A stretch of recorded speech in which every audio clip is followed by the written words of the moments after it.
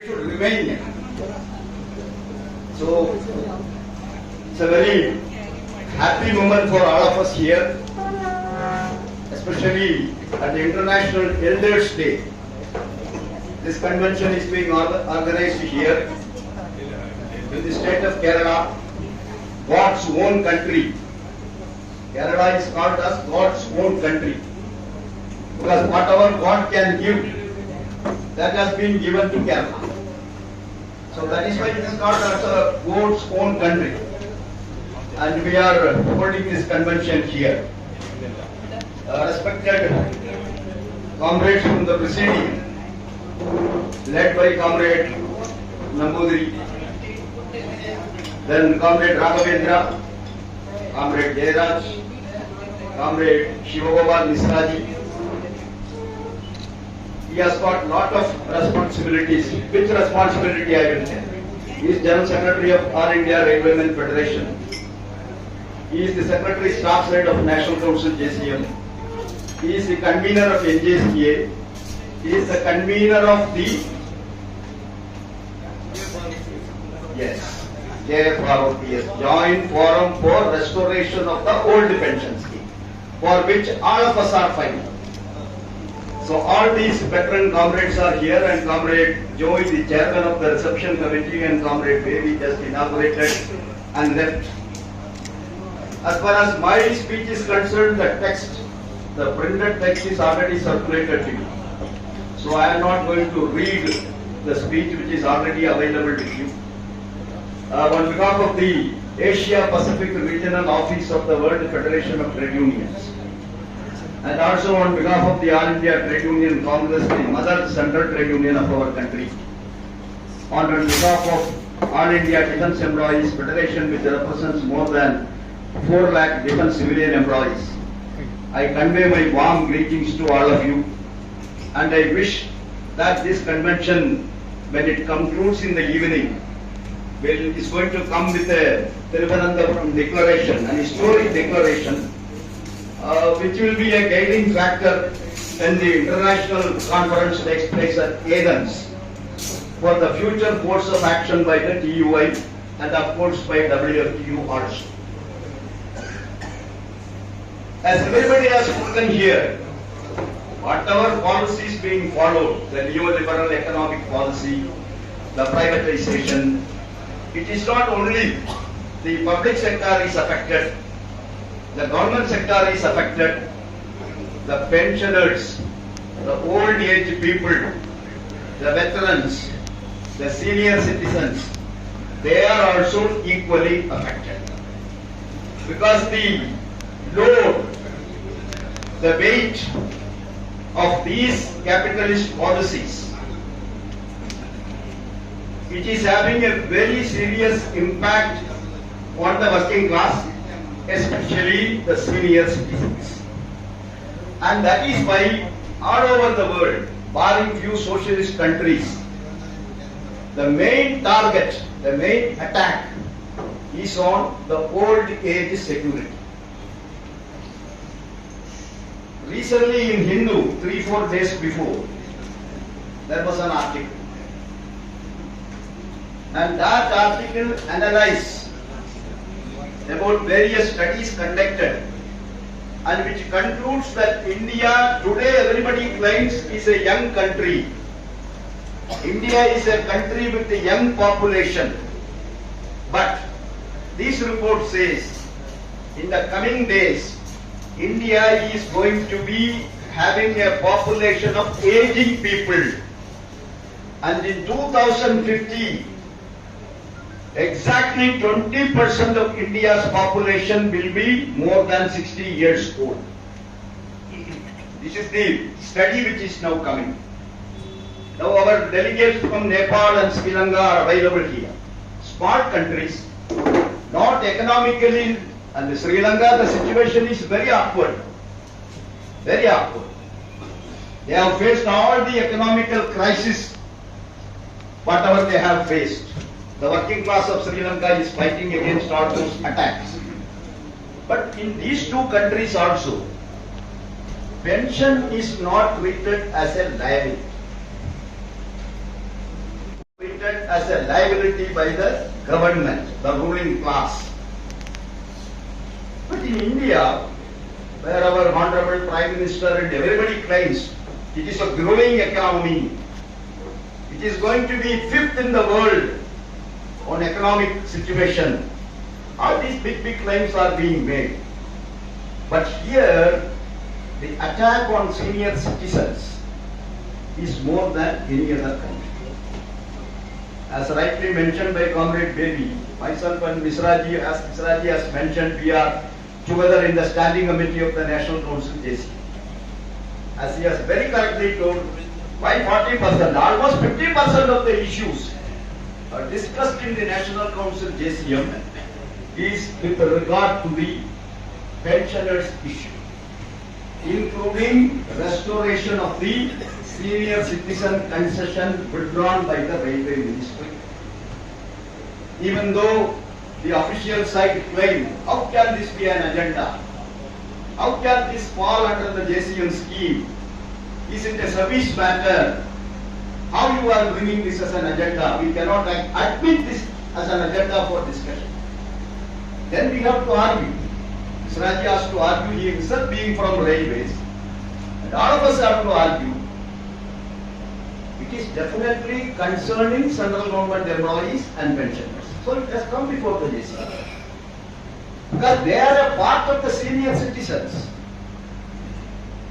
The government employees who are retired, they are part of the senior citizens. They were getting this 40% concession. The women of the country after 55 years are getting this concession. 60 years. 58. For women it is 58. So this concession, how you have drawn. So definitely this is an agenda item to be discussed in the JCM. After a lot of persuasion they have agreed, okay, we will look into this. Similarly, ward entitlements. Other than railway pensioners, others are governed under the CGHS. And here in Trivandrum, it is a CGHS section. And all over the country, in major cities, CGHS benefits are there.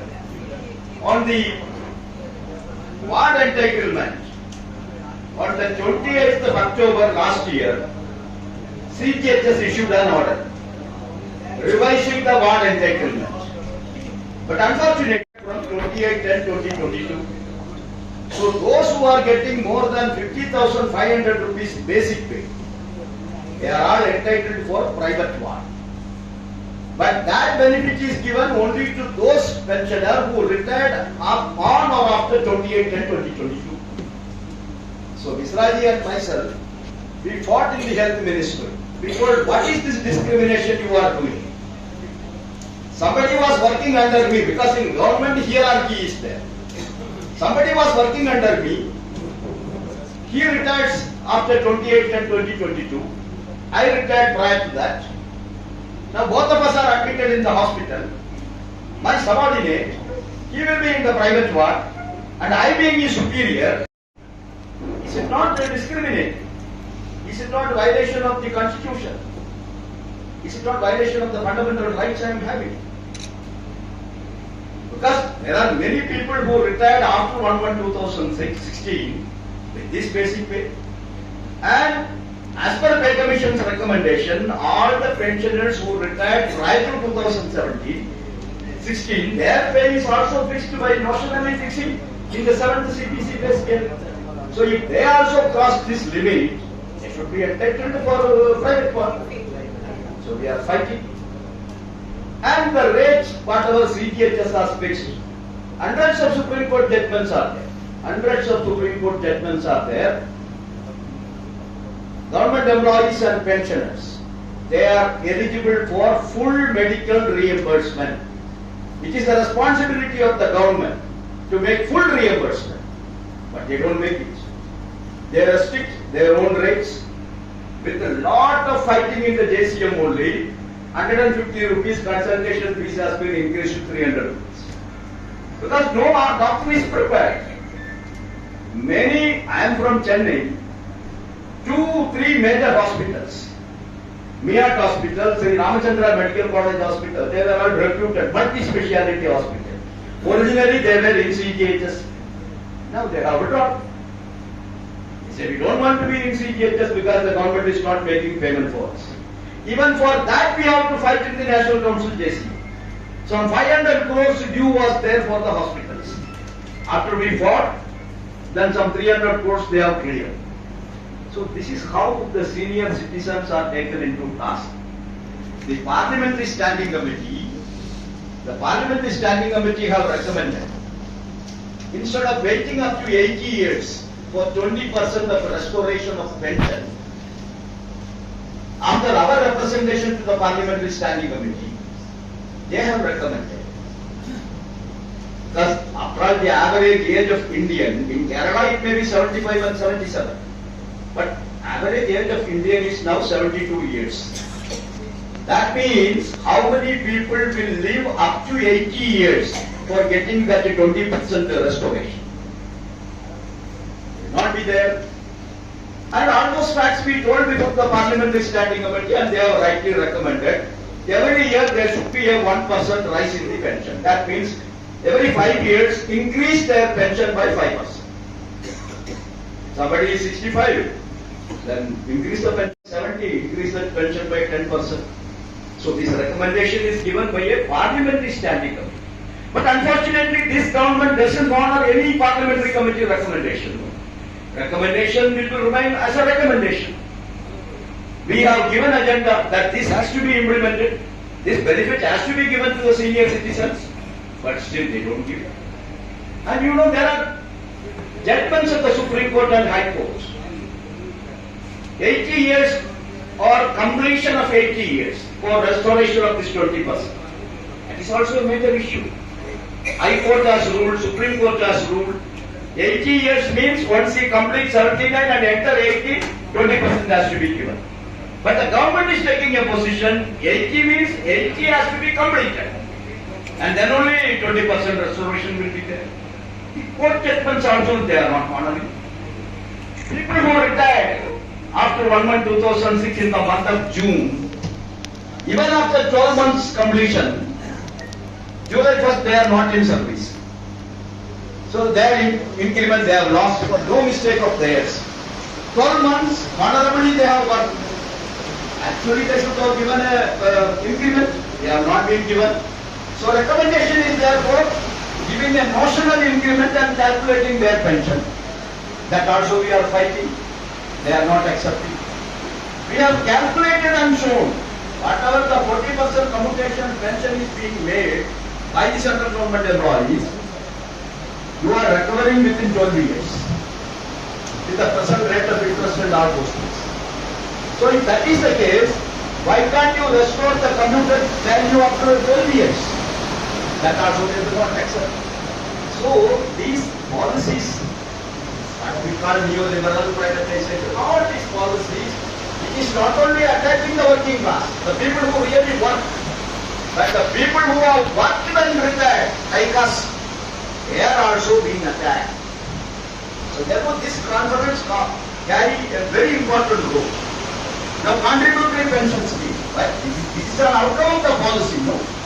Because pension is a liability. But in this country, the historical judgment of the Honorable Supreme Court in 1982, Chair, it was a constitutional bench. The present Supreme Court Judge Chandrachud's father.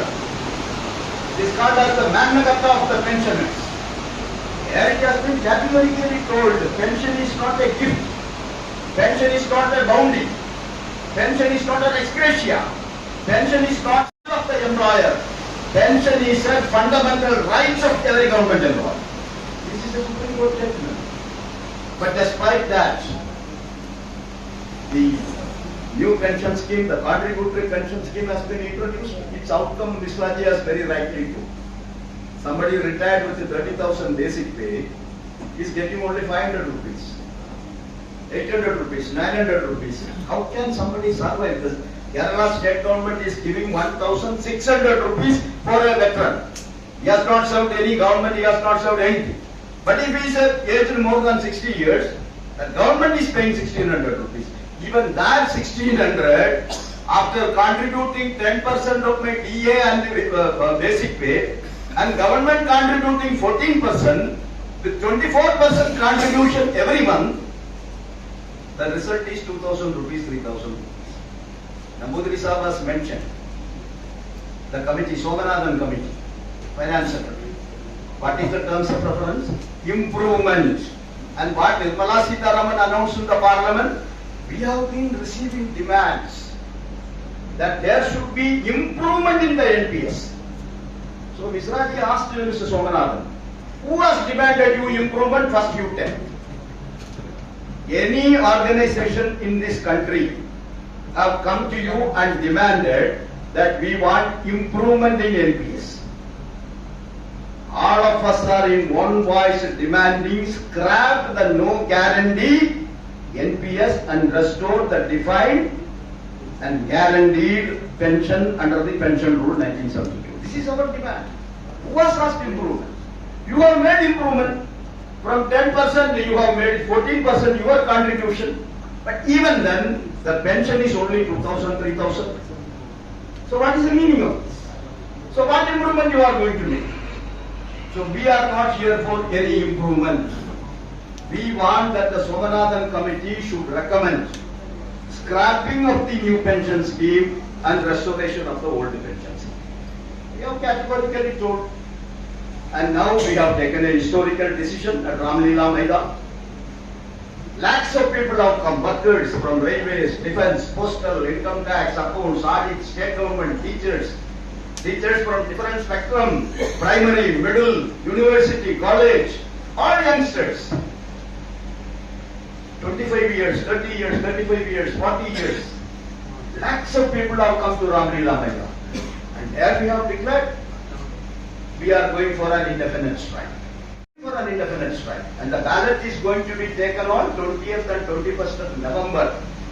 And Misraji has convened a steering committee meeting of the JFROPS on 14, where we are going to discuss and decide about the future strategical issues. Therefore, comrades, when WFTU International, when we discuss WFTU message and all, comrade Pampis Katis when he comes and Jimbox when he comes, they will be delivering. I don't want to go into those details. But being this conference is being taking place in India, we have to discuss all these issues.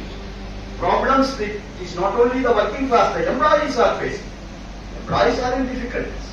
Now one comrade is wearing this thing on his chest, ordnance factories. I am an ex-employee of ordnance factory, 220 years old, the oldest industry in our country. What is its fate today?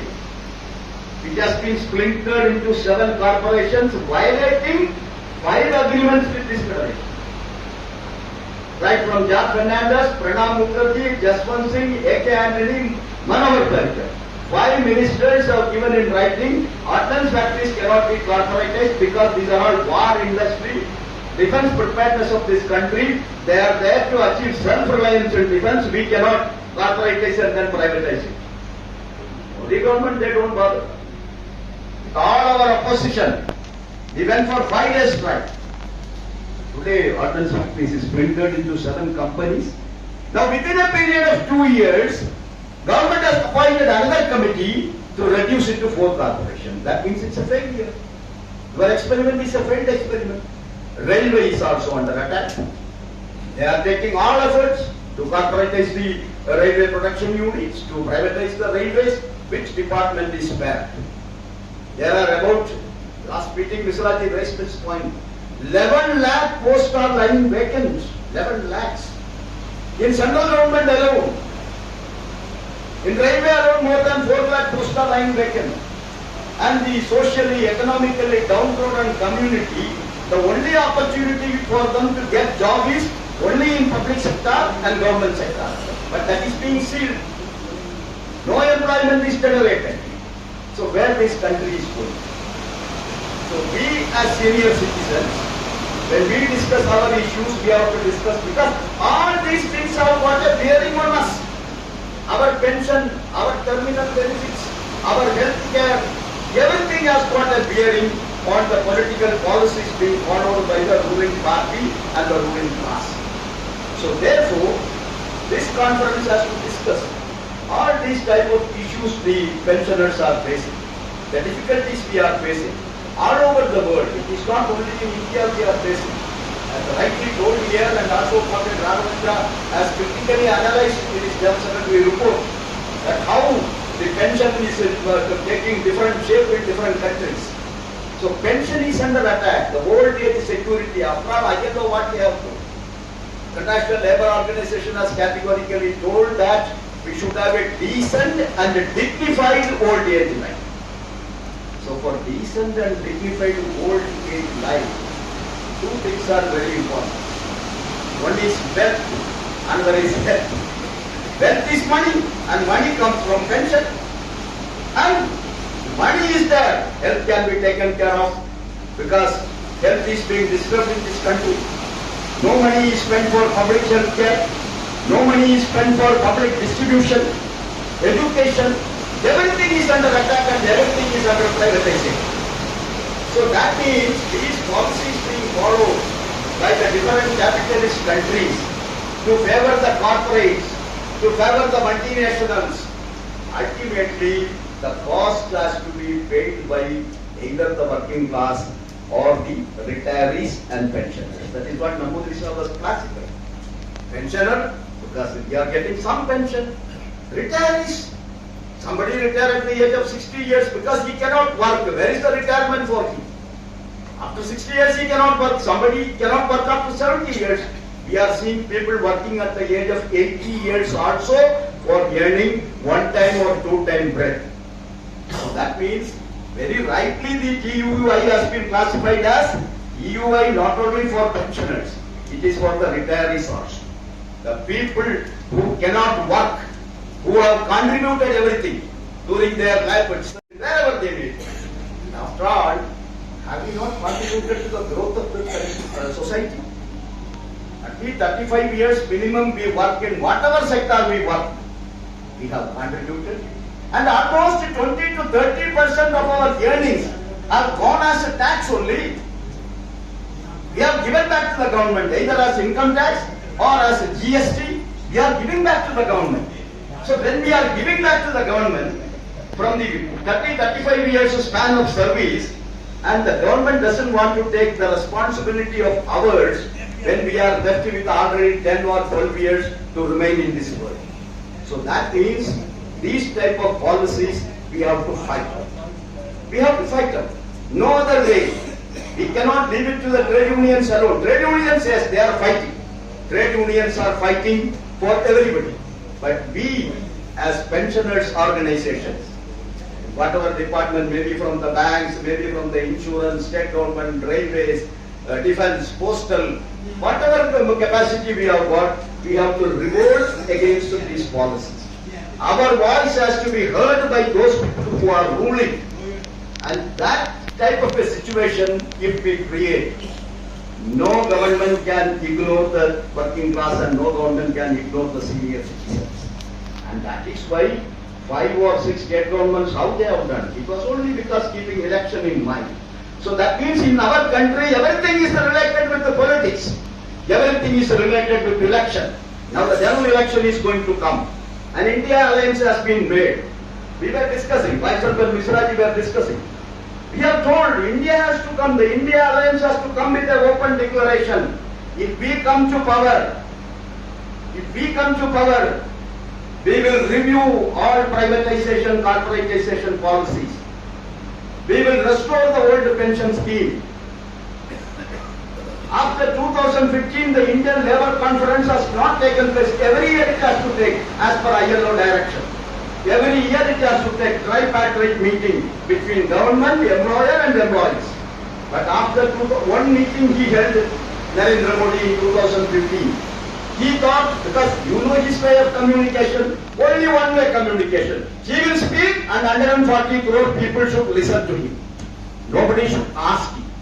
So he thought it is like other public meeting, he will come, speak and go. But then the veteran senior leaders who were sitting, listening to him, they started asking questions, clarifications. Then he thought, now I cannot come here. So he used not to call the meeting at all. So that was the first and last meeting in this entire 9 years Mr. Narendra Modi has here. That much importance only this government is giving to the working class. So therefore, keeping all these issues in our mind, we, the Trade Union International of Retirees and Pensioners, I am confident the delegates who have come from abroad, from Nepal, Sri Lanka, and our own domestic delegates will deal all these issues when you report on your speech and when you speak your opinion on the General Secretary's report. And finally, when the Thiruvananthapuram declaration is adopted, I am confident that it will come out with a fruitful message. The declaration will be so effective that in the coming few months, when the country is going for the election, it will create awareness amongst this more than 20% senior citizens of this country, and their vote, the ballot paper in their hand is very valuable for any government, whether it is NDA alliance or whether it is India alliance.